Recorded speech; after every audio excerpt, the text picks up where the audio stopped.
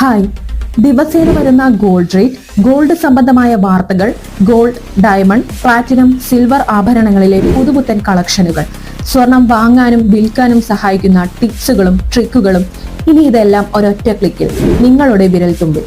Yellow metal എന്ന ഈ channel subscribe ചെയ്യൂ. ബെൽ ബട്ടൺ അമർത്താൻ മറക്കരുതേ. സ്വർണ്ണവില അങ്ങ് കുതിച്ചു കയറുകയാണ്. വളരെ വൈകാതെ അത് 1 ലക്ഷം തൊടും. ഇപ്പോൾ പലരും നമ്മളോട് ചോദിക്കുന്നത് സ്വർണം വാങ്ങുന്നത് നല്ലൊരു മികച്ച നിക്ഷേപ ഓപ്ഷൻ ആണോ എന്നാണ്. അത് ഗോൾഡ് വാങ്ങേണ്ടയോ? ഇനി ഗോൾഡ് വാങ്ങിക്കുമ്പോൾ ഗോൾഡ് കോയിൻ ആയിട്ടാണോ വാങ്ങേണ്ടത്, ഗോൾഡ് ബിസ്ക്കറ്റ് ആയിട്ടാണോ വാങ്ങേണ്ടത്, അല്ലെങ്കിൽ ജ്വല്ലറി ഓർണമെന്റ്സ് ആയിട്ടാണോ വാങ്ങേണ്ടത്? ഏതാണ് നല്ലത്? അതോ ഇനി ഡിജിറ്റൽ ഗോൾഡ് വാങ്ങുന്നതാണോ ഏറ്റവും കൂടുതൽ നിങ്ങൾക്ക് റിട്ടേൺ ഉണ്ടാക്കുക?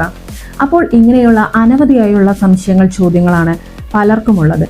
സോ നമുക്കത് ഡീറ്റെയിൽ ആയിട്ട് തന്നെ ഈ വീഡിയോയിൽ പരിശോധിക്കാം.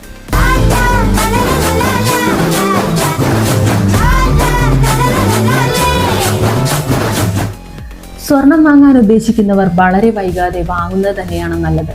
സമീപഭാവിയിൽ സ്വർണ്ണ വിലയിൽ ഗണ്യമായിട്ടുള്ള വർധനവ് ഉണ്ടാകാൻ സാധ്യതയുണ്ടെന്നാണ് വിദഗ്ധർ പറയുന്നത്. ഈ വർഷം സ്വർണ്ണവില ഏതാണ്ട് 1 പവന് 50,000 മുതൽ 80,000 വരെ കടന്ന് ഇപ്പോൾ 90,000-ന് മുകളിൽ എത്തിയപ്പോൾ ഈ കുതിപ്പ് നിക്ഷേപകരെ ഇപ്പോൾ അമ്പരപ്പിച്ചിരുന്നുവെങ്കിലും നിലവിലെ സൂചനകൾ അനുസരിച്ച് ഇത് തുടക്കം മാത്രമായിരിക്കും. വളരെ വൈകാതെ തന്നെ സ്വർണ്ണവില പവന് 1 ലക്ഷം കടന്നാലും അതിശയിക്കേണ്ടതില്ലെന്നാണ് സാമ്പത്തിക നിരീക്ഷകർ പറയുന്നത്.